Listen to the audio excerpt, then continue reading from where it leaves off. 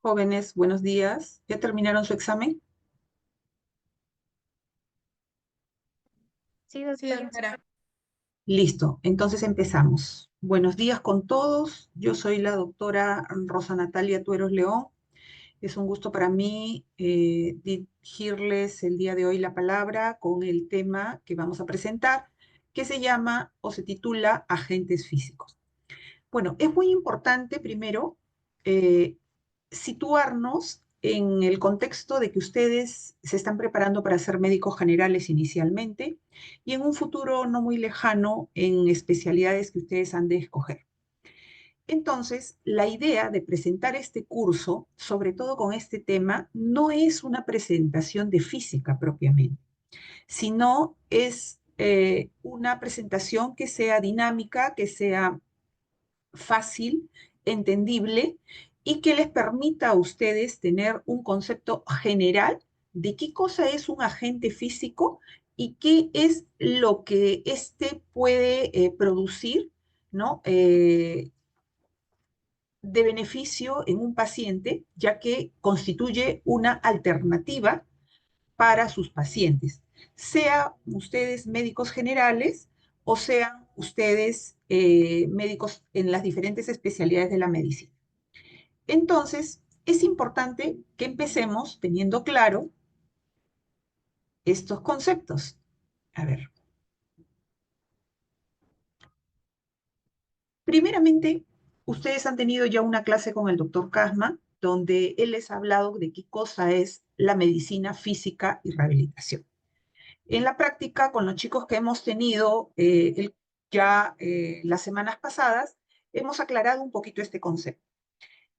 Es importante que ustedes entiendan que medicina física y rehabilitación tiene áreas importantes o es una especialidad multidisciplinaria e interdisciplinaria que se va a alimentar de todos los pacientes que ustedes, como médicos generales o especialistas, nos van a derivar.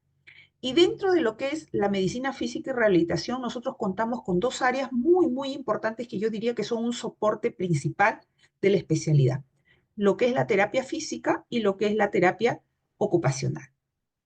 Además, también contamos con el apoyo del terapista del lenguaje, del enfermero, del psicólogo, de la asistenta social. Todo ese contexto ustedes ya lo han revisado en la primera clase y se las ha explicado con mucho detalle el doctor K. Entonces, dentro de lo que es la terapia física propiamente, tenemos el uso de los agentes físicos, ¿no? Que es una de las características de esta especialidad, porque esto no lo conoce nadie mejor que el médico rehabilitador, ¿ok? Entonces, en esta intención, tenemos que entender que el concepto de rehabilitación a través del tiempo ha variado, ha cambiado. Antes solamente se pensaba en rehabilitación cuando nosotros teníamos un paciente que era portador de una secuela. Entonces, cuando ya todos lo habían atendido, cuando el paciente ya tenía una secuela establecida, recién era enviado a rehabilitación. Sin embargo, con el pasar del tiempo y el desarrollo de la tecnología, pues se vio la importancia de los agentes físicos y también que estos podían pues darle otro enfoque a la especialidad. Y es por ello que ahora la especialidad medicina física y rehabilitación está orientada un tanto más a la parte preventiva, ¿no? Que esto es lo que antes no se consideraba. También tiene una orientación, ¿no? O una intervención de tipo terapéutico propiamente con el uso de los agentes físicos y obviamente lo que siempre ha sido la parte de recuperativa o de reinserción, reeducación y reinserción de la persona que es portadora de una deficiencia y consecuentemente de una discapacidad. Ejemplos para entender esto. Si nosotros tenemos un paciente que, por ejemplo, cardiología determina que tiene una hipertensión, entonces este paciente, el cardiólogo debería derivarlo a rehabilitación. ¿Por qué? Porque eh, probablemente este paciente va a ser tributario de un programa de ejercicios, ¿no? De un programa de ejercicios que va a complementar a su tratamiento farmacológico que indique el cardiólogo. De esta forma, vean ustedes cómo la especialidad, pues, preventiva, ¿no? Preventiva en este caso particular. En otros casos, por ejemplo, un paciente que ha sido ya propiamente con un diagnóstico establecido, una fractura, ¿no? Una fractura de huesos largos, por ejemplo, en miembros inferiores, ¿no? Ya el traumatólogo, que va a ser usted de repente, me lo va a derivar a la especialidad. ¿Para qué? Para que el médico rehabilitador lo evalúe y a través del criterio que tenga, ¿no? Le establezca un programa donde a través del uso de los agentes físicos, este paciente de repente pueda favorecer un poco la consolidación ósea, de repente disminuir el edema, de repente eh, mm, mejorar ya en la etapa recuperativa su remanente funcional de repente para recuperar su patrón de marcha que de repente puede haberse visto alterado, comprometido con la lesión que ha sufrido. Y en otra intención, para entender esta descripción o este enfoque, un paciente, por ejemplo, con una lesión medular. Aquí ya no hay más nada que hacer. Entonces, se le derivará el neurocirujano o el neurólogo, lo derivará a rehabilitación para que a través del programa podamos recuperar el remanente de capacidad funcional que pueda tener este paciente de acuerdo a su nivel de lesión. ¿Ok?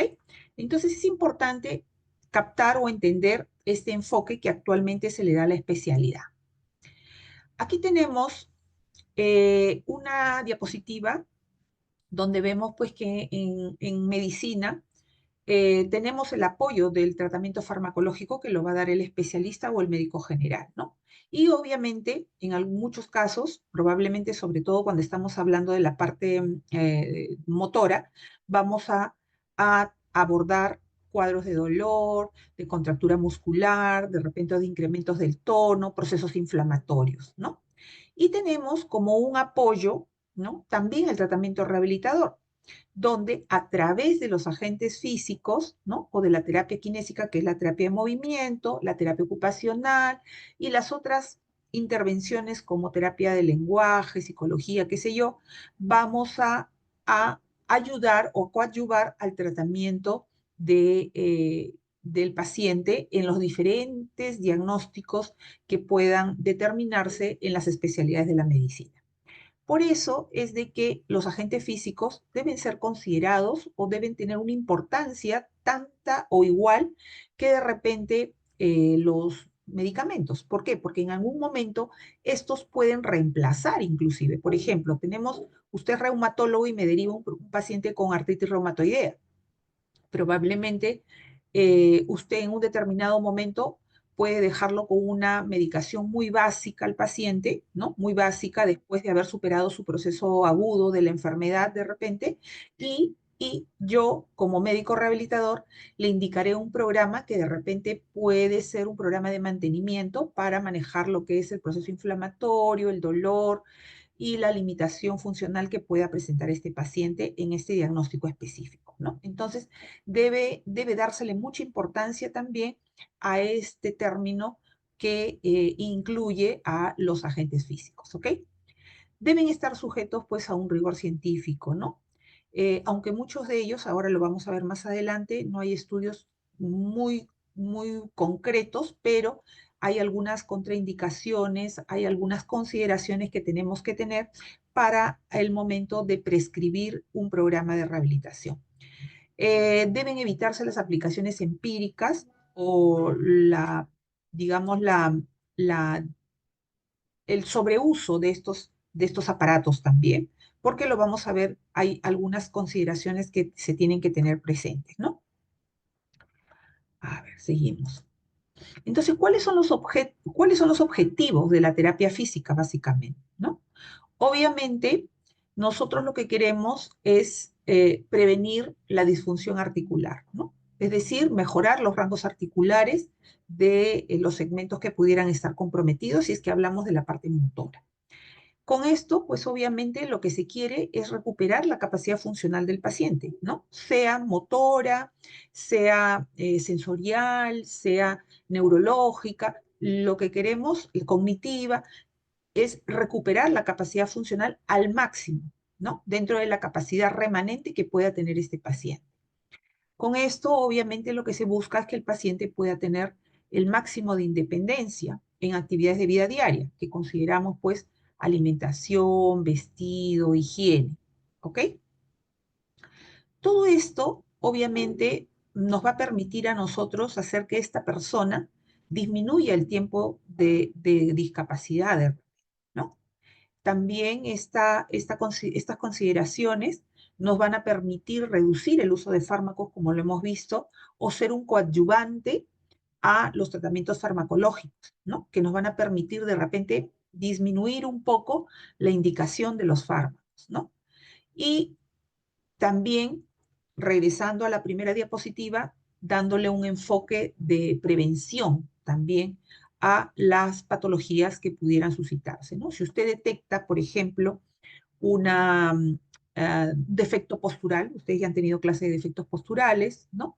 Y trata de corregirlos a través de una terapia, ¿no? De una terapia física, eh, pues a futuro lo que usted puede evitar es de repente que esa persona, cuando sea adulta, adulta mayor, pueda desarrollar enfermedades de repente de tipo degenerativo articular. Bien,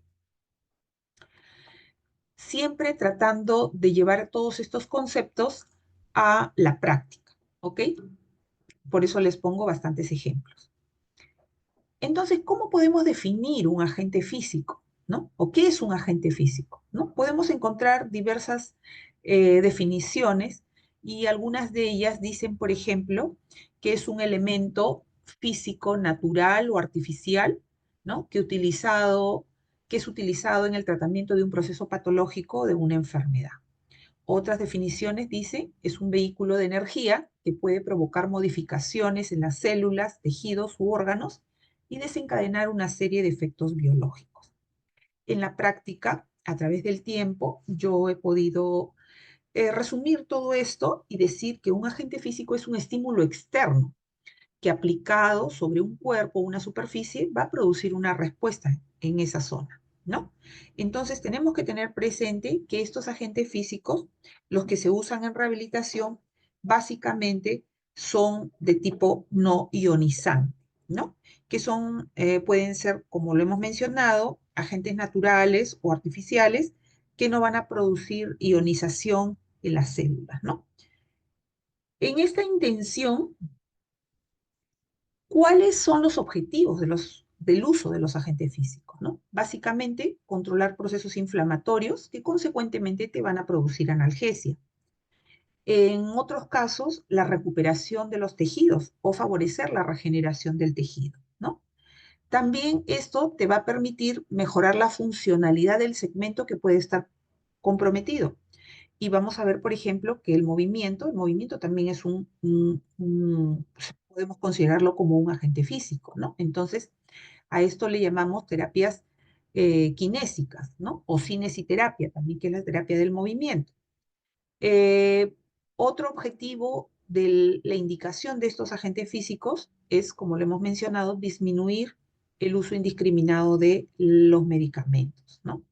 Todo esto, obviamente, con el objetivo de mejorar la capacidad funcional del paciente y disminuir el tiempo de evolución de las diferentes patologías que podamos estar tratando.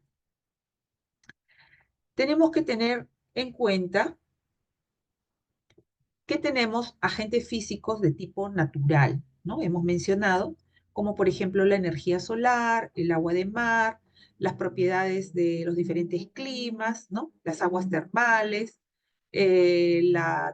los fangos mineromedicinales, ¿no? El barro, ¿no? Muy conocido, ¿no? La gente se va a Churín por las aguas termales, también hay zonas donde hay esos barros que son ricos en algunos minerales, ¿no? Y el agua también, ¿no? Y tenemos también agentes físicos artificiales que son básicamente los que vamos a describir el día de hoy, ¿no? Como son la termoterapia, que usa el calor, ¿no? Como agente físico principal, la crioterapia, que usa el hielo, las radiaciones y también los estímulos mecánicos, ¿ok? Las corrientes eléctricas también. Entonces, vamos a hacer una rápida descripción de algunos de ellos que ustedes más tarde van a ver en los hospitales que van a visitar para su práctica presencial. Tenemos la hidroterapia, ¿no? Que usa el agua como el agente terapéutico principal.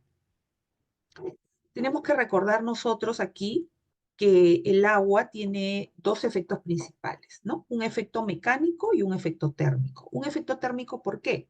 Porque el agua generalmente que empleamos nosotros en los tanques es agua caliente, ¿no? Es agua caliente y esta agüita pues va a transmitir el calor, ¿no? Por un principio que se llama, un principio físico que se llama convección. ¿Y qué es la convección? ¿No? Es el agua sale con un movimiento o genera un movimiento, ¿no? Se genera a través del movimiento de un líquido o de un gas que en contacto con el cuerpo va a transmitir la temperatura pues que tiene esta agüita, ¿no? Y el efecto mecánico, pues tenemos que recordar el principio de Arquímedes, ¿no? El principio de Arquímedes que nos habla, este es un principio de física que lo hemos estudiado creo que desde la época del colegio, que todo cuerpo sumergido dentro del agua desplaza, ¿no? En una fuerza vertical hacia la superficie, ¿no? En la misma peso que el cuerpo que está sumergido, ¿no? Entonces, el movimiento dentro del agua se facilita, ¿no? Por eso es de que es un excelente agente físico que nos permite trabajar todo lo que sea movimiento, ¿no? Cuando usted quiere mejorar movimiento, pues es una excelente alternativa, ¿no? Aquí podemos ver pues el tanque de Java, ¿no? Esto que se ve aquí en color azulito o celestito, ¿no? Es una turbina. Esto ejerce un efecto, seguramente han visto alguna vez un jacuzzi, ¿no? Sale el agua con una fuerza que le va a dar el movimiento a la agüita, ¿no? Le va a dar el movimiento y esto pues va a permitir que se transmita el calor también del agua, la temperatura del agua hacia el cuerpo que está sumergido, ¿no? Y también tiene un efecto de hidromasaje. Esto se llama turbina, este es el tanque de Hubbard donde ingresa la persona de cuerpo entero.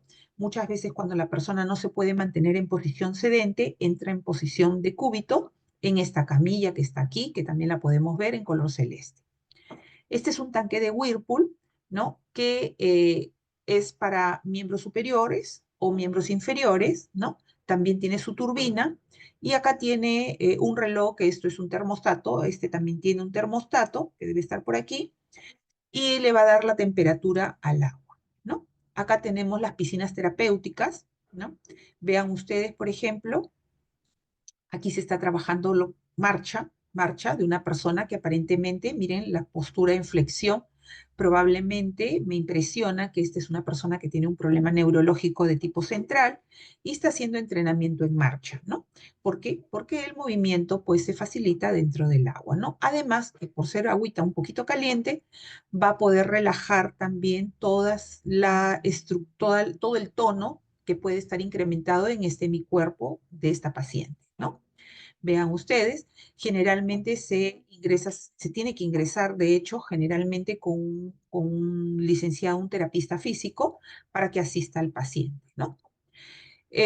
Aquí vemos también a un niñito, ¿no? Que se le está trabajando, este, probablemente los rangos articulares, porque hay disminución de ellos, ¿no? Vean las posturas en flexión de esta criatura.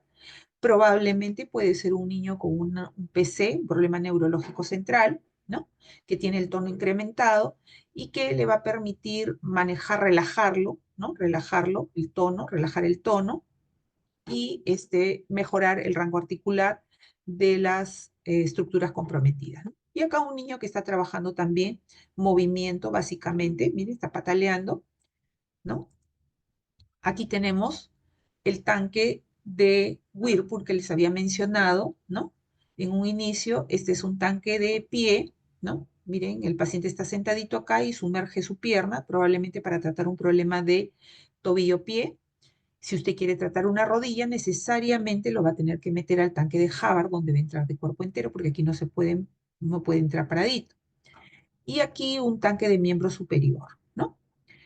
Esta niña también en el tanque de Hubbard, ¿no?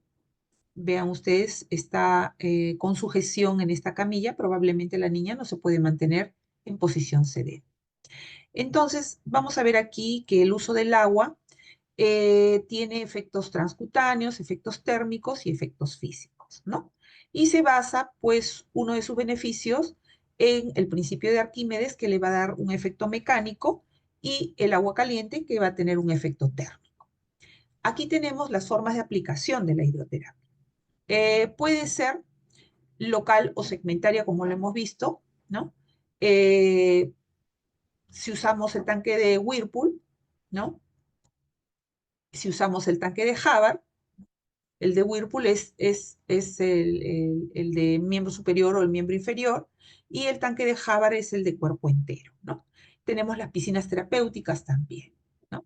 Como ven ustedes aquí, las temperaturas son variables, no son rígidas, ¿no? Entonces tenemos un rango con el que podemos jugar dependiendo del objetivo que usted quiera lograr, ¿no? Si usted quiere, por ejemplo, mejorar el rango articular de miembro inferior, tobillo-pie, que ha tenido una fractura malleolo-peroné, y esa paciente, por ejemplo, tiene varices, ¿no? Entonces no va a poder poner el agua tan caliente, porque con el agua caliente la parte vascular obviamente se va a exacerbar. Entonces usaremos el agua un poquito más fría, ¿no? Pero aprovecharemos el efecto mecánico que nos ofrece la hidroterapia.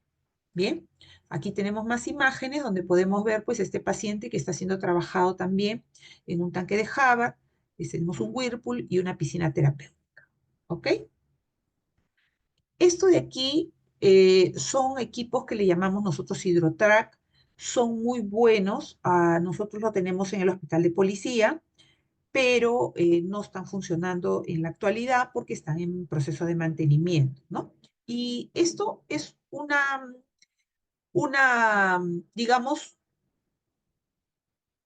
un tanque donde el paciente entra de pie en bipedestación y nos permite trabajar lo que es el patrón de marcha. ¿Por qué? Porque esto es como una banda sin fin, ¿no? Una caminadora, digamos, dentro de un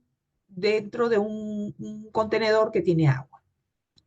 Entonces, aquí adelante también tiene unas salidas que le da el efecto de la turbina, si es que usted quiere tratarlo o utilizar turbina para el efecto de hidromasaje o estimulación.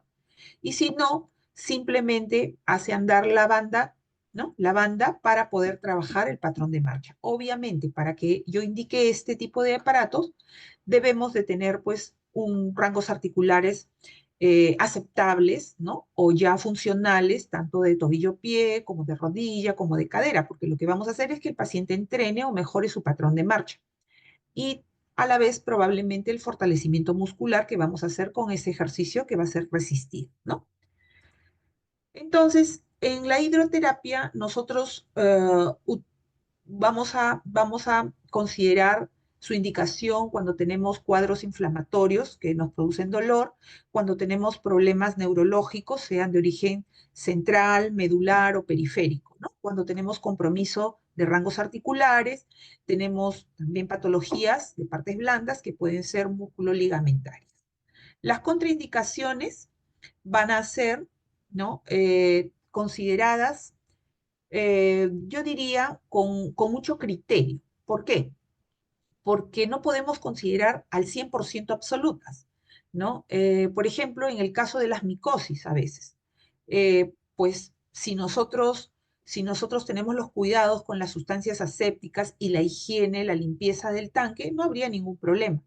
La situación se complica cuando, por ejemplo, como en nuestro hospital, entran en el tanque 2 o 3 personas a la vez, ¿no? Entonces ahí sí tenemos que considerar algunas contraindicaciones como absolutas, ¿no? Pero si no, puede ser considerado. Igualmente, las contraindicaciones que tenemos que tener en cuenta es cuando hay procesos infecciosos localizados, ¿no? Pero, por ejemplo, hay centros eh, neurológicos, ¿no? Bueno, yo he tenido la oportunidad de ir a Cuba y hemos podido ver pacientes que ingresan a hidroterapia aún con la presencia de úlceras de presión, pero obviamente pues se hace una limpieza y desinfección de los tanques de hidroterapia, luego se les echan sustancias asépticas al agua y obviamente el agua se descarta con cada paciente, entra un solo paciente a la vez, ¿no? Entonces, y obviamente también las lesiones después que sale el paciente tienen que ser pues abordadas por la especialidad que corresponde, que en este caso es cirugía, ¿no? Para la curación correspondiente. También las precauciones, sí, cuando tenemos presencia de enfermedades cardiovasculares. La temperatura debe ser considerada con mucho cuidado porque si no podemos incrementar estos problemas, ¿no? Sobre todo, por ejemplo, si tenemos hipertensión no controlada, ¿no? Recuerden ustedes que como es agua caliente, los ambientes de hidroterapia se cargan, ¿no? Se vuelven más calientes. Si el paciente tiene hipertensión, todo esto va a incrementar la posibilidad de que pueda el paciente presentar una elevación del alza de la presión arterial, ¿no? Y cuando tenemos problemas también de insuficiencias vasculares periféricas, ¿no? Como ya lo mencioné antes en un ejemplo que les mencioné. Ahora vamos a ver un poquito de termoterapia. La termoterapia, pues, usa el calor, ¿no? Como agente principal, ¿no? Entonces, tenemos que recordar que el calor puede ser transmitido, ¿no? O puede ser clasificado por dos formas, ¿no? Calor superficial y calor profundo. En rehabilitación, nosotros tenemos agentes de termoterápicos superficiales, ¿no? Que le vamos a llamar cuando no penetran más allá o su profundidad de acción, ¿no? Que calienta es menor a 1 centímetro, hasta 1 centímetro puede calentar, ¿no? Y aquí tenemos, por ejemplo, el calor seco y el calor húmedo, ¿no? El calor seco, las lámparas de infrarrojo, y el calor húmedo tenemos las compresas húmedas calientes, la parafina, que lo vamos a ver. Y las formas de calor profunda son aquellas que va el calor a penetrar en planos profundos, que puede llegar inclusive hasta la parte del periósteo, ¿no? Del hueso. Y aquí tenemos equipos como básicamente el ultrasonido, ¿ok?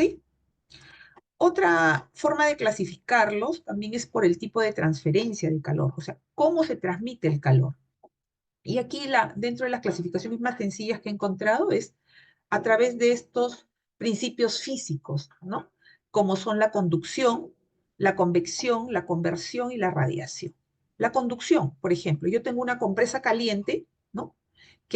Inclusive probablemente muchos de ustedes tengan compresas de semillas en casas que se meten al microondas, ¿no? O las compresas calientes que vamos a ver dentro de un momentito. Está caliente, yo lo coloco sobre la superficie de la zona que quiero tratar y va a haber un intercambio de temperaturas.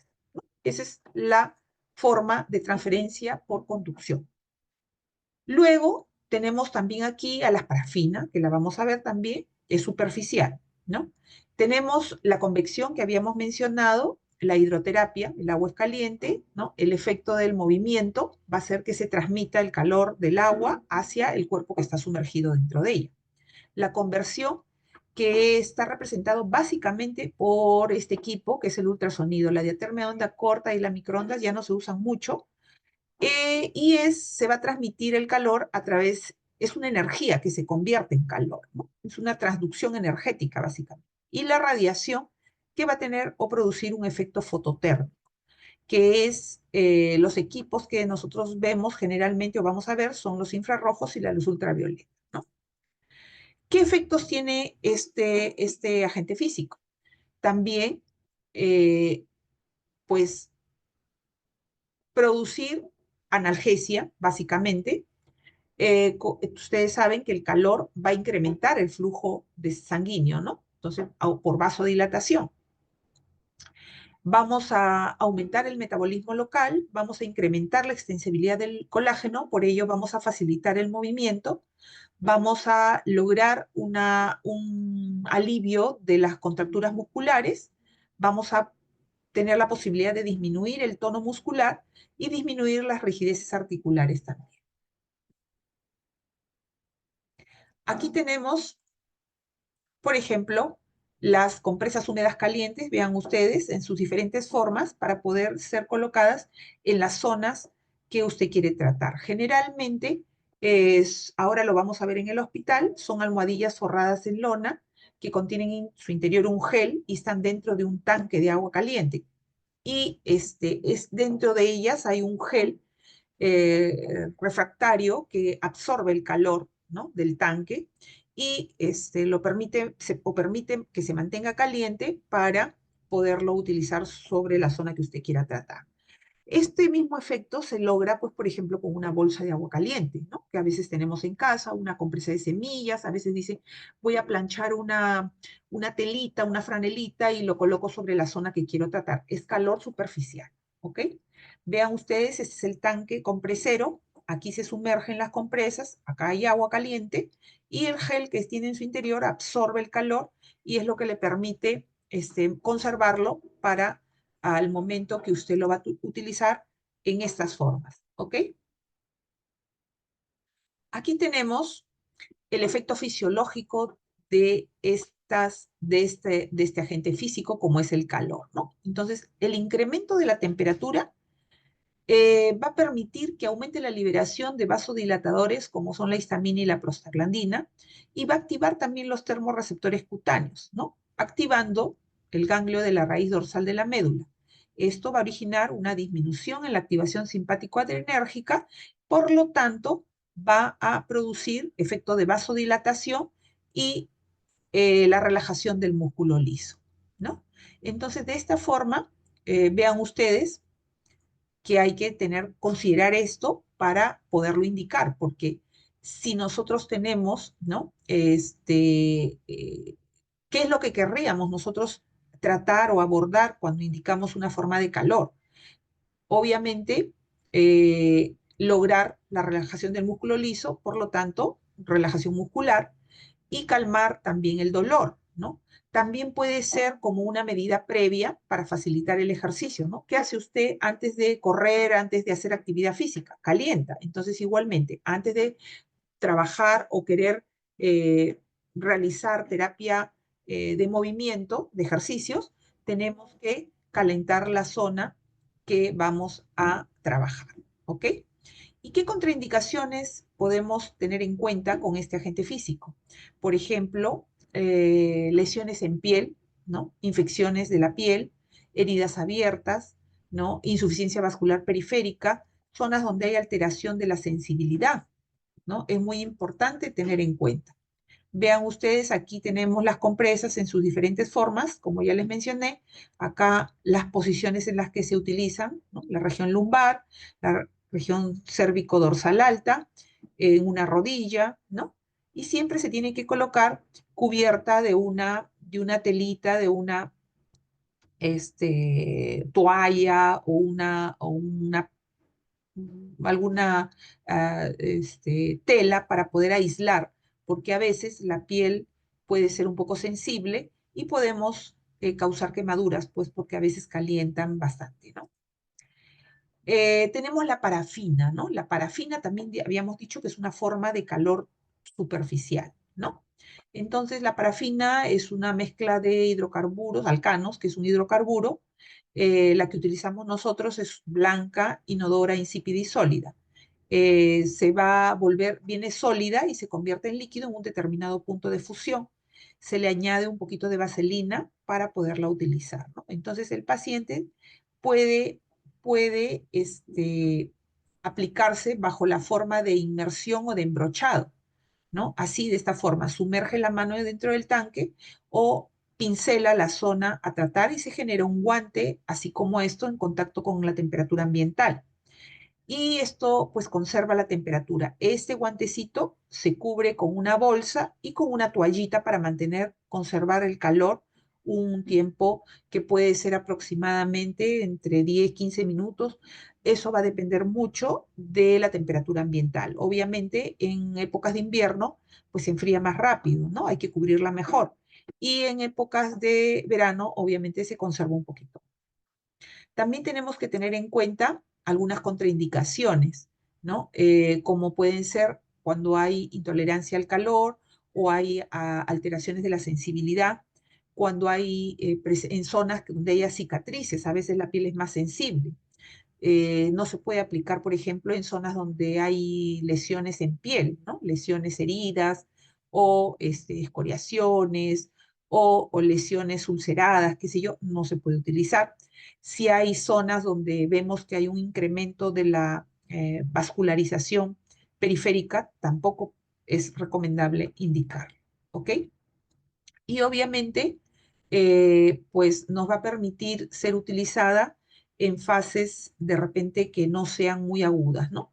Con un criterio de lógica, pues si yo tengo una artritis reumatoidea donde el paciente llega derivado de reumatología con la mano, pues que está con calor, rubor, edema, limitación funcional, que tú la ves que quema, no le voy a poner más calor, ¿no? Tendría que ponerle, en ese caso, una compresa fría. Es por eso que también consideramos a la crioterapia como un agente físico, ¿no?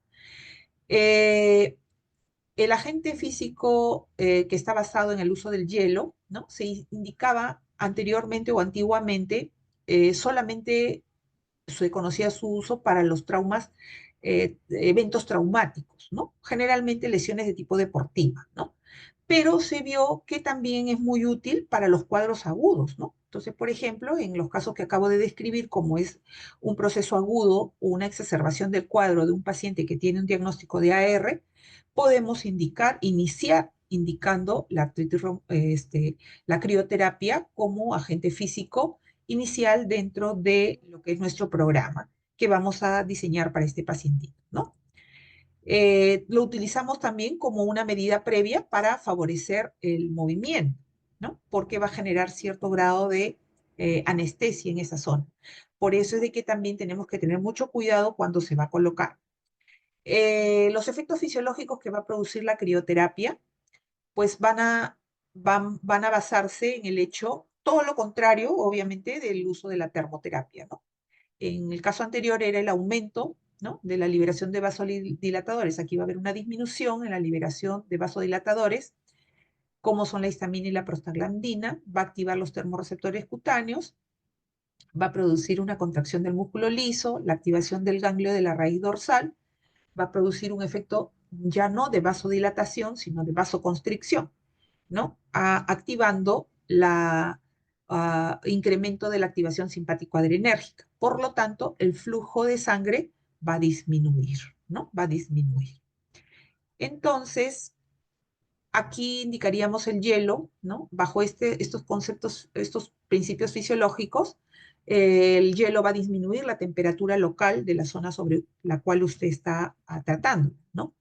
Por ejemplo, usted tiene un paciente recién operado de una meniscopatía, ¿no? Y ve que la rodilla está pues bien inflamada, ¿no? Calor, rubor, puede usted indicar hielo, ¿no? Tiene un evento traumático, ¿no? Una lesión traumática aguda en este momento, también puede indicar el hielo, ¿no? Obviamente el objetivo va a ser básicamente disminuir el proceso inflamatorio y obviamente producir la analgesia que es secundaria a este control, pues, ¿no?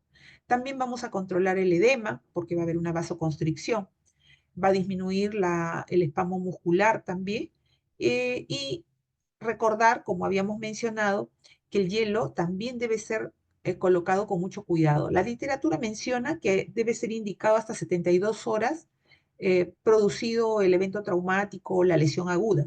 Sin embargo, esto es relativo, esto va a depender mucho del criterio, de la pericia, de la experiencia del profesional médico rehabilitador, ¿no?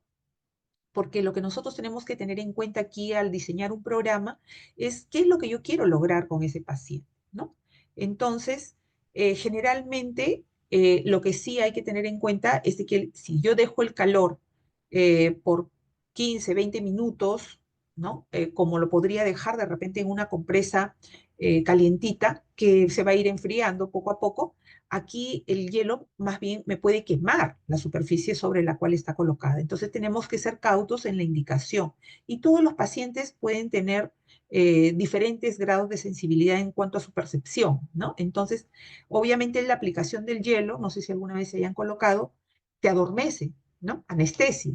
Entonces, lo que nosotros debemos indicarle al paciente es, usted se coloca el hielito, ¿no? Aproximadamente después de unos 3 a 5 minutos, usted va observando. Si usted ya siente que está muy anestesiado, que ya no siente, entonces retírelo un ratito, ¿no? Y se puede esperar a recuperar la sensibilidad, que pueden ser también un tiempo igual de 3 a 5 minutos, y vuelve a colocarlo, ¿no? Y así repite esta acción hasta completar unos 20 o 25 minutos sobre la zona que está atendiendo, ¿ok? Entonces es relativo la indicación y tiene que ser muy personalizada en cada paciente. No se puede generalizar en todos porque, como les menciono, podemos quemar al paciente, ¿no? Eh, Antes solamente se conocían pues esos spray que se usaban en los partidos de fútbol, ¿no? Spray químicos, que eran cloruro de etilo o fluorometano.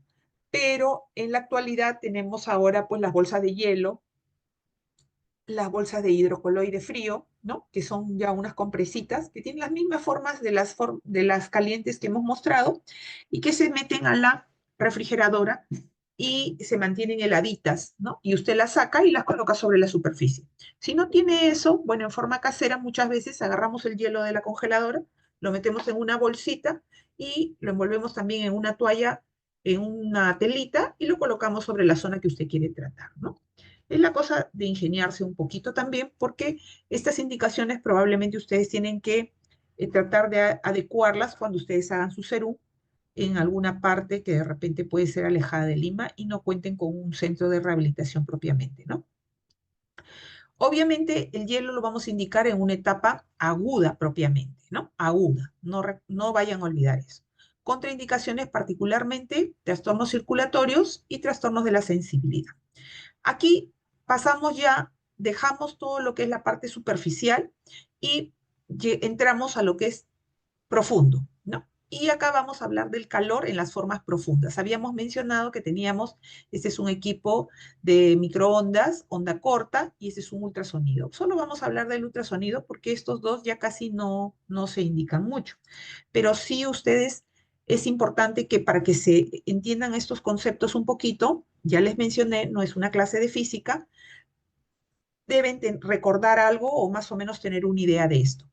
Tenemos nosotros agentes electroterapéuticos donde las corrientes eléctricas es digamos, el concepto principal o el agente físico principal, ¿no?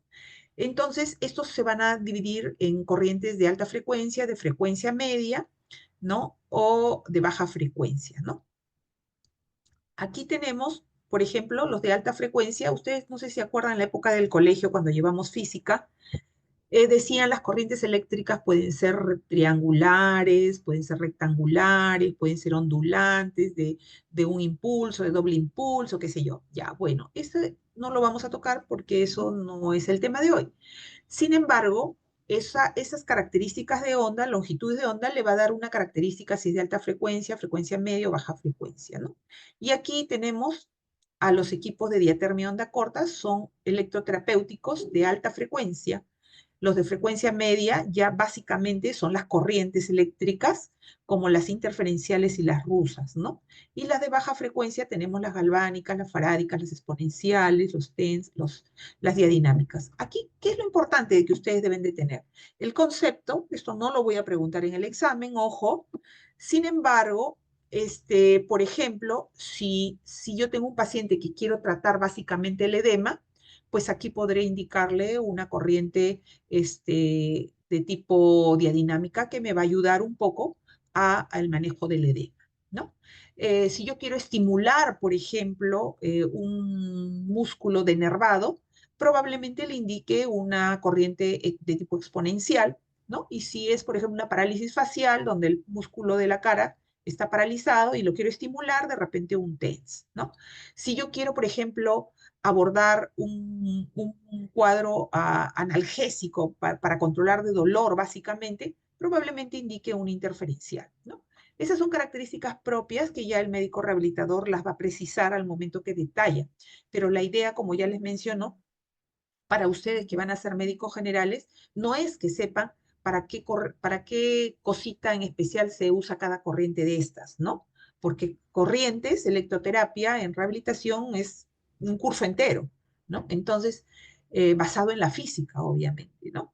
Pero, ustedes solamente ven el caso y a la corriente puede ser de utilidad en este paciente, así que vaya usted a rehabilitación, ¿no? Ese es el concepto que yo quiero que ustedes entiendan para que puedan este, ser más fácil este tema. Acá vemos, por ejemplo, la aplicación de las corrientes eléctricas que se hace a través del uso de los electrodos, ¿no? No es una descarga eléctrica, probablemente, tal vez alguno de ustedes le haya pasado corriente alguna vez, no, no, no, no es ese tipo de sensación, pero sí se siente un estímulo, ¿no? Basado en la polarización y despolarización de las células, ¿no? Un potencial de membrana y hay una cuestión física ya que no es el tema de hoy, pero tiene que ser una sensación agradable.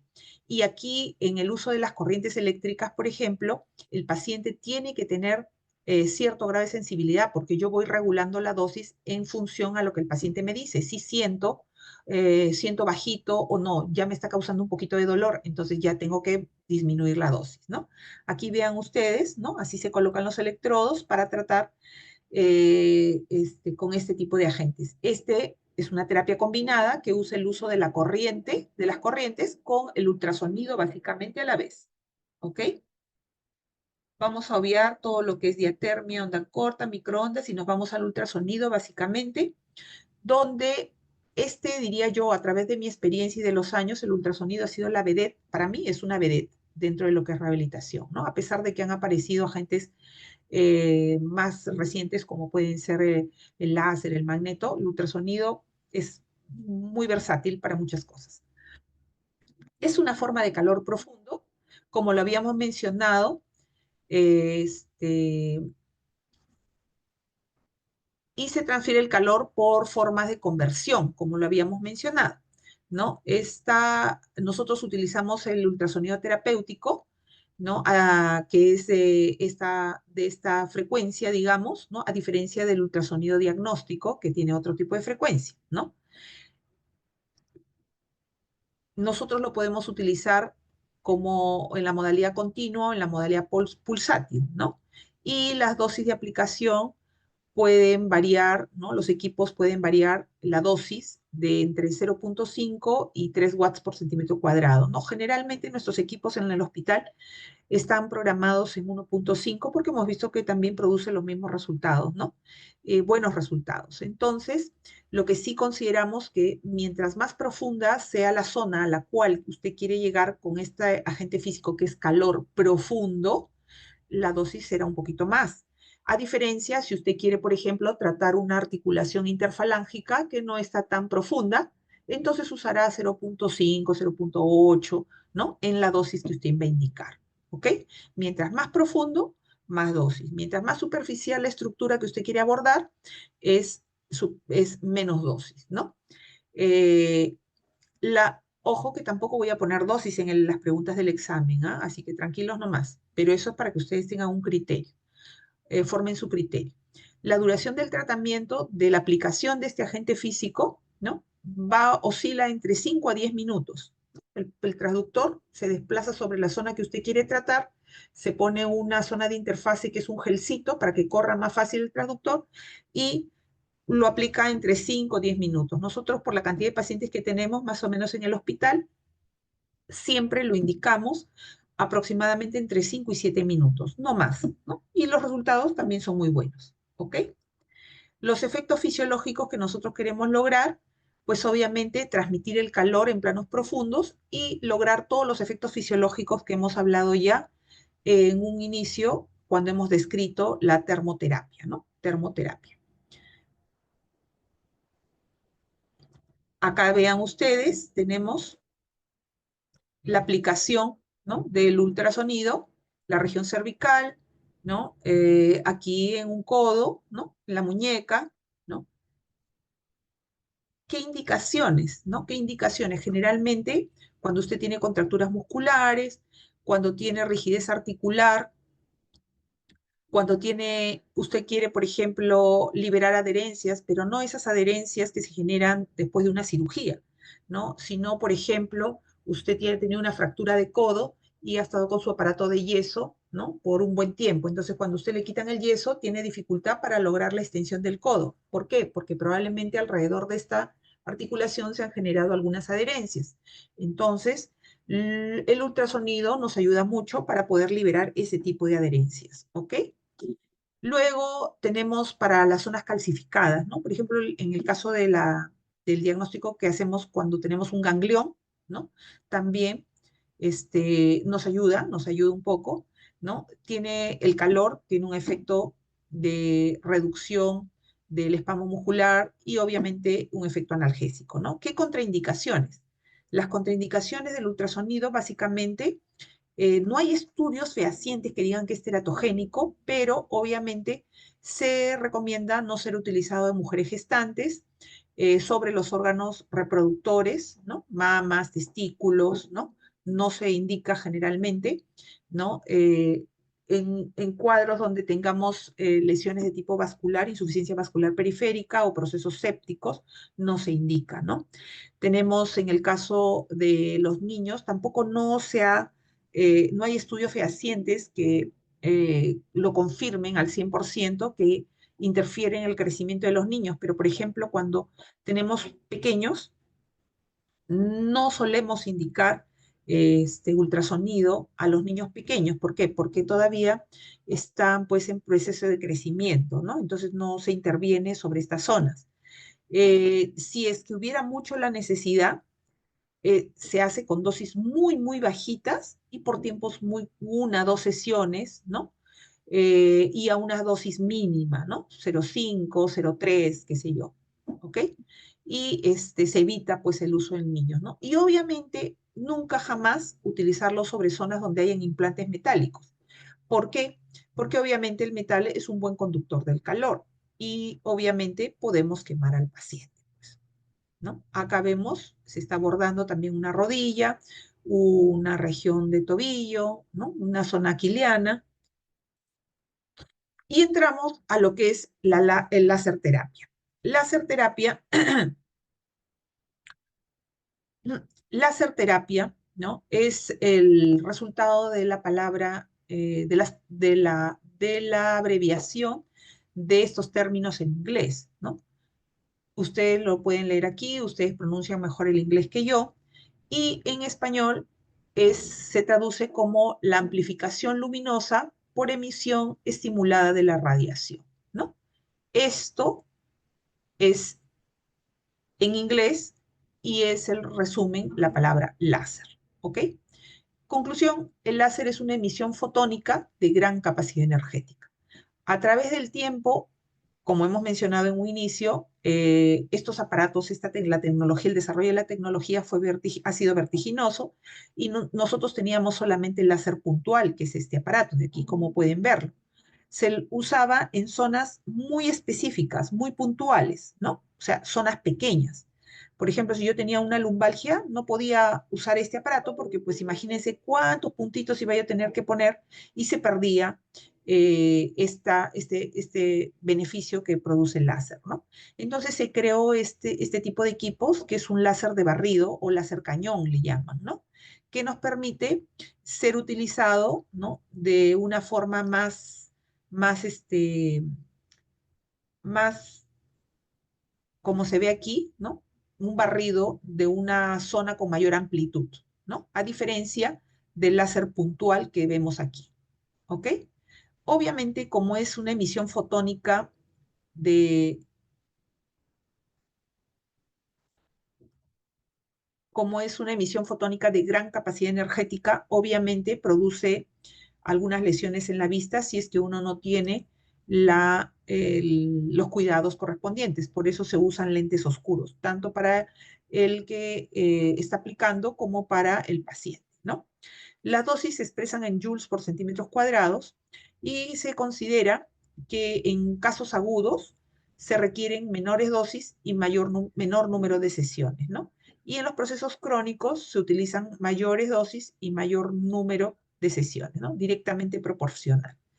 El láser terapéutico que nosotros tenemos, ¿no? Que nosotros usamos, este, es el láser terapéutico, ¿no? Es el láser terapéutico y nos va a producir o nos va a permitir eh, producir algunos efectos específicos, ¿no? Algunos procesos, como por ejemplo, tiene un efecto bioquímico, tiene un efecto dieléctrico, un efecto analgésico, antiflogístico, antiinflamatorio, antiedema y biotrofoestimulante, ¿no? Eh, aquí, a ver, un momentito, por favor.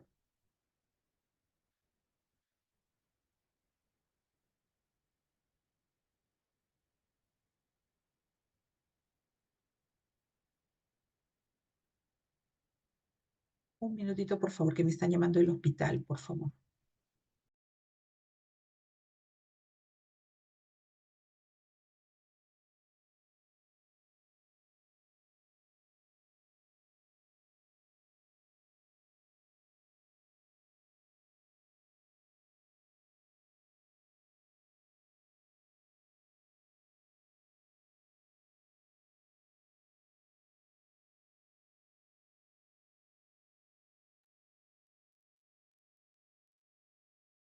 Listo, mil disculpas. Entonces, bueno, con respecto al láser, nosotros, ¿qué podemos decir, no? Podemos decir que tenemos un láser que en los equipos se han diseñado, actualmente con la tecnología se han desarrollado, y tenemos láser que también pueden ser un poco más superficiales y un poco más profundos, ¿no? Los que, estos ambos equipos tienen un buen efecto relajante muscular, analgésico y antiinflamatorio, ¿no? Pero, por ejemplo, cuando usted quiere tiene una lesión, por ejemplo, una úlcera, una pequeña ulcerita, ¿no? O una úlcera de presión. Muchas veces el cirujano plástico nos hace la interconsulta y nosotros dentro de nuestro programa de rehabilitación podemos ayudarlo indicándole un poquito de ultrasonido. ¿Por qué? Porque como hemos visto, produce vasodilatación y al producir vasodilatación aumenta la vascularización de esa zona, ¿no? Por lo tanto, la granulación del tejido se favorece, ¿no? Y podemos ayudarlo también colocándole un poquito de láser, ¿no? Superficial, porque el láser superficial tiene una capacidad de regeneración de tejido, ¿no? Entonces, vean ustedes cómo a veces el cirujano plástico nos envía a nosotros el paciente con este tipo de diagnósticos o de lesiones para poder coadyuvar a su tratamiento, porque obviamente yo no voy a hacer que esa úlcera cierre totalmente, ¿no? Porque tenemos que trabajar en equipo, él con su curación, su debilidación, sus parches, qué sé yo, y yo ayudándolo con los, este, el uso de estos agentes físicos que por efectos fisiológicos que tienen van a favorecer la granulación del tejido más rápida. De repente, hasta de repente cerrar totalmente la lesión o de repente dejarla en una condición tan óptima que el cirujano plástico ya puede intervenir haciéndole su colgajo, su injerto, qué sé yo. ¿Ok? Entonces, tener en cuenta que en el caso de los láser superficiales, tienen ese efecto también, aparte de analgésico, antiinflamatorio, de regeneración de tejidos. Y los que son más profundos, ¿no? Van a tener, pues, un efecto más, cuando yo quiero tratar una coxalgia, un dolor de repente por una hernia, núcleo pulposo, qué sé yo, tendrá que ser, pues, un agente, un láser más profundo, ¿no? Que generalmente son los láser de arsénico galio, ¿no? Y que le llamamos láser infrarrojo o no visibles, ¿no? Y los superficiales generalmente son láser de helio neón y le llamamos rojo visibles, ¿ok? Esto también es como para que ustedes tengan un poco de cultura también médica, ¿no? Porque como ya les dije, ustedes no son los que van a diseñar el programa de rehabilitación, pero sí pueden tener el criterio de que si tienen un paciente con una lesión, rehabilitación lo puede ayudar a usted que es cirujano plástico, a usted que es cirujano de repente, ¿ok? O médico general también. Bueno, indicaciones y contraindicaciones pueden leerlas ustedes. No hay mayores cosas que mencionar ahí. Vamos a hablar de magnetoterapia. Magnetoterapia es un agente físico también reciente, ¿no? Que se ha desarrollado en los últimos tiempos. se basa en o su efecto se basa en la utilización de los campos magnéticos, ¿no? Que está dado por unos imanes, ¿no? Cuando apareció esto, se hablaba de que tenía efectos para todo, ¿no? Acá tiene efecto, produce vasodilatación local, tiene un efecto antiinflamatorio, analgésico, relajante, facilita la cicatrización, estimula la osificación, tiene un efecto antiedema, trófico tisular, qué sé yo, para todo. En mi experiencia, yo generalmente considero que es un equipo que nos ayuda muchísimo, muchísimo cuando usted lo asocia de repente a, puede ser un ultrasonido, puede ser una corriente, puede ser a un láser. Y principalmente yo diría una de sus particularidades es esta, ¿no? Que ayuda mucho en la osificación. Por ejemplo, a veces tenemos pacientes de traumatología que tienen un retardo de consolidación ósea. Entonces, la indicación de este agente físico, pues nos puede ayudar un poquito para que ese paciente consolide, ¿no? Este es el equipo básicamente, ¿no? Tiene un solenoide que se localiza sobre la zona que usted quiere tratar. Viene la consola que ya tiene los programas establecidos y se van adecuando de acuerdo a los diagnósticos. Acá tenemos uno de cuerpo entero, parece un resonador, ¿no? Y este de acá es para miembros inferiores, ¿no? También tiene contraindicaciones muy parecidas a las del láser, que ustedes las pueden leer. Acá tienen los equipos, ¿no? Este es un equipo, el otro vimos con consola, este es un equipo de mesa, ¿no? Son diferentes modelos, pero básicamente se utilizan de estas formas, ¿no? Y también tenemos, se puede utilizar, hay los solenoides planos que se colocan sobre la región lumbar cuando usted quiere tratar una columna, ¿no? Por ejemplo, las parálisis faciales también en la literatura describe el uso de del magneto, ¿no? Pero acá, al menos en el hospital, nosotros, y que yo sepa, ningún hospital tiene equipos de magneto para los casos de las parálisis faciales, ¿no? Pero sí la literatura he leído alguna vez, he visto que hay equipitos especiales, ¿no? Y llegamos habíamos mencionado la cinesiterapia, kinesiterapia o los ejercicios que están basados en el ejercicio terapéutico, ¿no? De todo esto, ustedes deben recordar que tenemos ejercicios activos y ejercicios pasivos. Obviamente los activos son los que yo voluntariamente voy a realizar y los pasivos son los que yo no puedo mover mi mano, entonces viene el terapista o el médico y me ayuda a movilizar el segmento, ¿no? Entonces ese es un pasivo. Yo puedo tener movimiento activo, pero limitado. Por ejemplo, esto es dorsiflexión de muñeca, no lo logro, solo llego hasta acá. Entonces viene el terapista y me ayuda a completar el movimiento. Sería un activo asistido, ¿ok? Activo asistido porque me van a ayudar a completar. Pero el pasivo siempre será pasivo, porque el pasivo no se mueve nada, yo no muevo nada, me lo van a tener que hacer, ¿ok? Entonces, recordar eso también. Y también tenemos el activo resistido. Cuando yo ya logré completar mi rango articular al 100%, en el rango 100%, yo que quiero fortalecer la musculatura, ¿no? Entonces le pongo una resistencia. Entonces ahí le pongo una resistencia aquí y tendré que vencer ese peso contra la gravedad para fortalecer, para hipertrofiar el músculo de repente. Entonces será un ejercicio activo resistido. Por lo tanto, yo puedo tener un ejercicio activo, activo asistido o activo resistido. ¿Ok? Y el pasivo siempre será pasivo. Aquí vemos, por ejemplo, ¿no? Un ejercicio, podríamos decir de repente que puede ser pasivo o puede ser un activo asistido, no sabemos, ¿no? Porque es una foto nada más. Acá vemos que es un activo asistido, le está ayudando, ¿no? Y aquí también vemos, ¿no? Acá el pacientito está levantando solito su pie, este es un activo, ¿no? Un activo, la persona, el niño, creo que es un niño, está levantando solito el pie, ¿no? Y le pide que, creo que toque a la palma de la mano, ¿no? Entonces ya es un activo, ¿ok? Acá también tenemos un activo puro, ¿no? En posición sedente está trabajando ejercicios activos, ¿no? Aquí también tenemos, ¿no? Aquí tenemos un activo resistido, ya está siendo potenciando ¿no? Ejercicio de fuerza. Y llegamos a la tracción. La tracción también es un agente físico, ¿no? Es un estímulo externo, ¿no? Entonces, nosotros en rehabilitación usamos tracción cefálica y tracción lumbar, ¿no?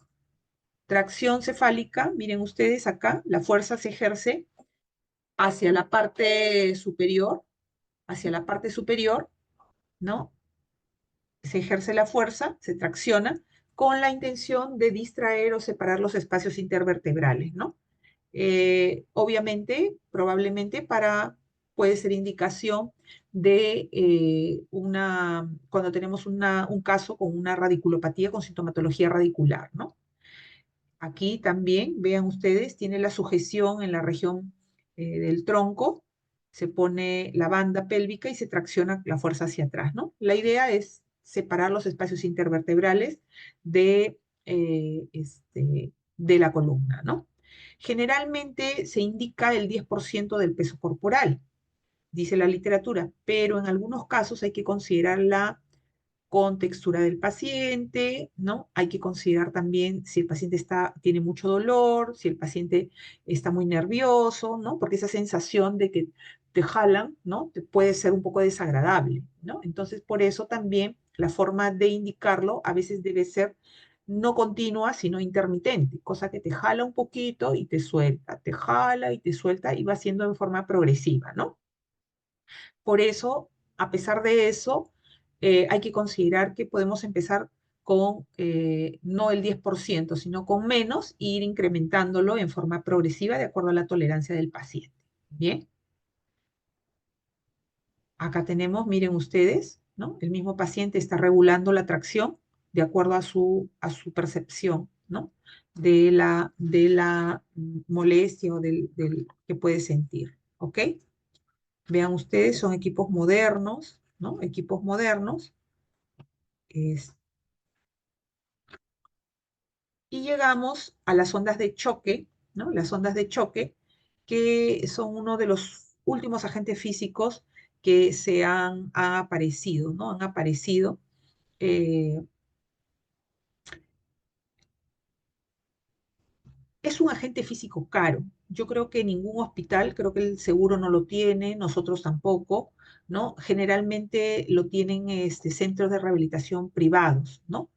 Yo en mi experiencia digo, puede ser indicado después de que usted ya ha agotado todos los otros agentes físicos que de repente hemos descrito y no hay una buena respuesta, puede ser una alternativa, ¿no? Porque es costoso, las sesiones son costosas, ¿no? Y a veces los resultados pueden ser los mismos que con la indicación y el manejo o la combinación de los agentes físicos que ya hemos descrito, ¿no? Estos son los aparatos y son ondas acústicas de alta frecuencia y energía, son mucho más intensas que el ultrasonido, ¿no? Se utiliza mucho en problemas, por ejemplo, el espolón calcáneo, las epicondilitis que no tienen buena respuesta, los hombros dolorosos, ¿no? Las bursitis cálcicas a nivel del hombro, ¿no? Se utiliza bastante. Pero, como les digo, yo siempre recomiendo que de repente se agote primero la indicación de los otros agentes físicos, ¿no? Su principio, ¿no? O su acción se basa en el hecho de que, como son ondas de alta frecuencia, va a producir micro rupturas capilares, ¿no? Y al incrementarse la vasodilatación, esto va a incrementar el flujo de sangre, ¿no? Y va a iniciar y mantener procesos de regeneración de tejidos que puedan estar dañados, ¿no? Se utiliza mucho en procesos inflamatorios crónicos que no ceden con los que ya hemos mencionado, ¿no? Acá hay algunos casos en los cuales se sugiere su indicación, ¿no? También tiene algunas contraindicaciones, ¿no? Indicaciones y contraindicaciones, ¿no? Que vale la pena, pero casi todas son las mismas que coinciden con el ultrasonido, con el magneto, ¿no? El láser, ¿no? Y la conclusión a la cual llegamos es de que no existen protocolos rígidos en la indicación de los agentes físicos, ¿no? Como ven ustedes y analizan, casi todos sirven para inflamación, dolor, regeneración tisular, ¿no? Em, digamos, objetivos muy comunes. Va a depender mucho de la pericia, del conocimiento que tenga el médico tratante, el médico rehabilitador, para poder diseñar el programa. Pareciera que todos pueden ser iguales, pero no todos son iguales y tenemos que valorar la, el diagnóstico, primero tener un diagnóstico preciso y tener claro cuál es el objetivo que usted quiere lograr en el paciente, ¿no? Entonces, partiendo del objetivo que usted quiere lograr, entonces podrá ir diseñando el programa en forma progresiva, ¿no? Ir cambiando el programa. Y obviamente, como el criterio que se tiene con los fármacos, no una polifarmacia, tampoco no una poliindicación de todos los agentes físicos a la vez, no. No porque le ponga todo a la vez va a ser mejor, no es así. Entonces va a depender mucho del enfoque que yo le dé a ese caso particular y cuál es el objetivo que yo quiero lograr con mi paciente. ¿Ok? Entonces, yo espero que haya sido clara mi presentación el día de hoy y que les permita tener un criterio amplio, general, de lo que es el uso de los agentes físicos dentro de nuestra especialidad. Seguramente a lo largo de las semanas que van a compartir con nosotros, van a ir viendo diferentes casos y les va a permitir entender en qué caso indicó uno, en qué caso indicó el otro. ¿Ok? Si hubiera alguna pregunta, señores alumnos, si no, damos por concluida la clase y nos encontramos en la práctica dentro de un momento.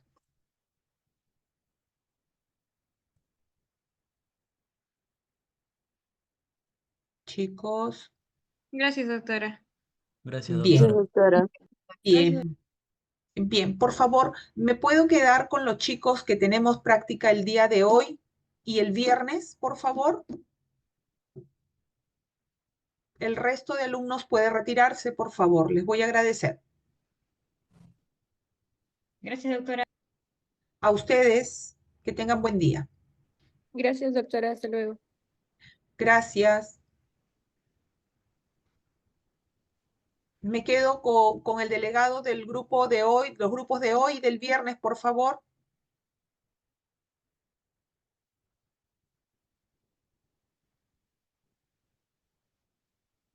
Los que tienen conmigo solamente el día de hoy y el viernes se quedan, por favor.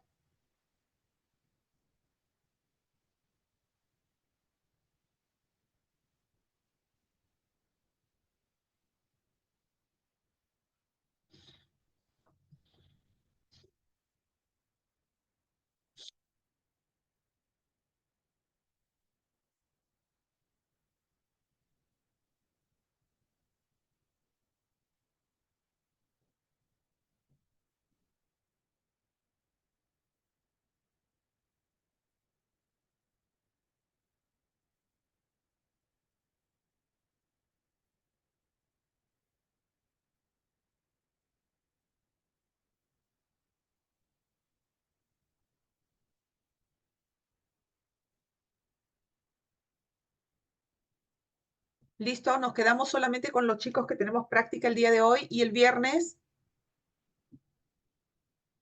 deben ser solamente, creo que un promedio de 12 alumnos. Todavía hay 22 en sala, por favor.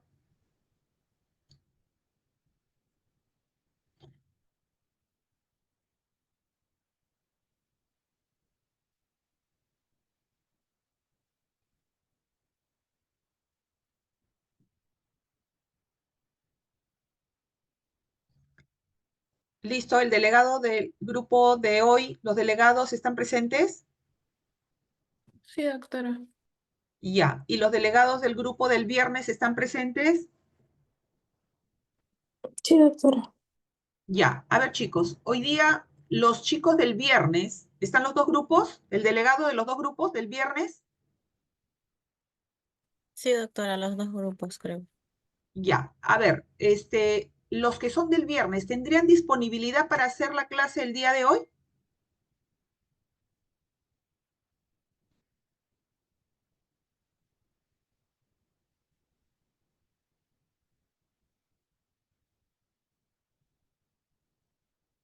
Chicos, los del Eh, viernes, creo que no, doctora. Creo que no, pero hoy no podría todo el grupo completo, o sea, del grupo solo algunos pueden y otros no.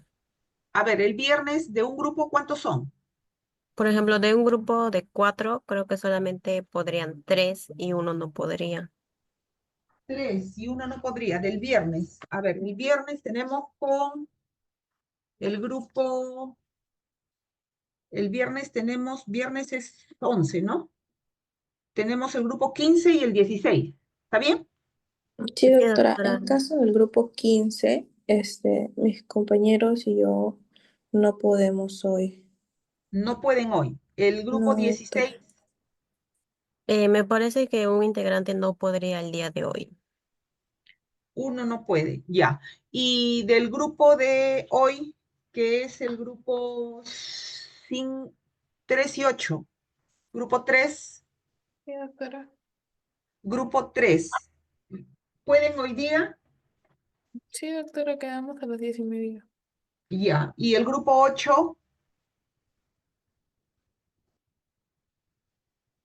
Sí, doctora, yo no puedo hoy. ya. Es una sola alumna, ¿no? Grupo Sí, 8. creo que sí, doctora. Ya. A ver, los chicos del viernes que podrían hacerlo hoy día a las 11, a las 10:30, 11, cuarto para miren, la práctica de hoy es solamente el recorrido del hospital, del servicio, mostrándole los equipos que hemos visto.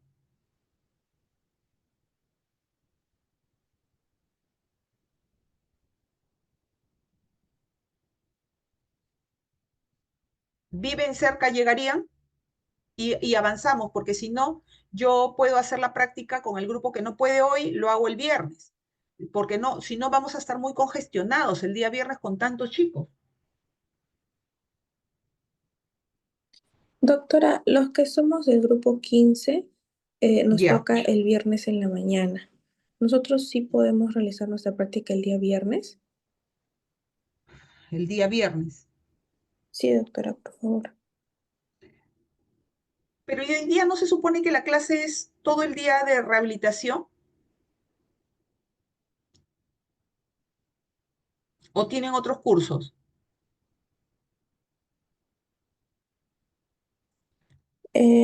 Me parece, doctora, que también algunos compañeros llevan otros electivos Ya. Entonces y el algunos 15, también viven bien lejos. ya. El grupo 15 no puede, entonces. Doctora, del grupo 16, 3 de nuestros integrantes creo que sí podrían rotar el día de hoy, pero uno creo que no. Él tendría que ir el viernes si se puede.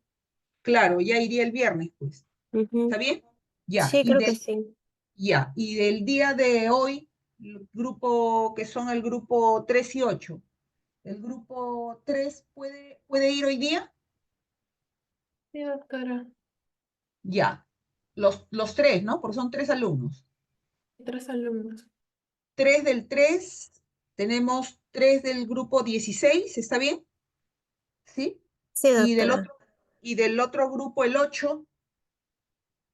Sí, yo no puedo hoy, doctora. Yo podría ir el viernes. Ya. ¿Y los otros dos pueden?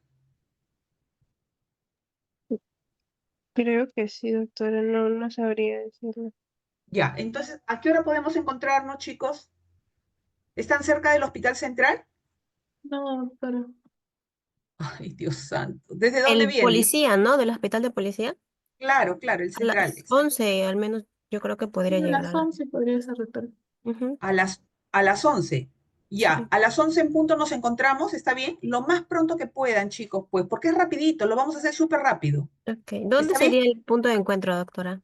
En el sótano, ahí mismo donde nos van ustedes. Lleven la menor cantidad de cosas, cosa que no dejamos como no tengo consultorio allí, no hay donde dejar sus mochilas y no podemos estar caminando con las mochilas y todo.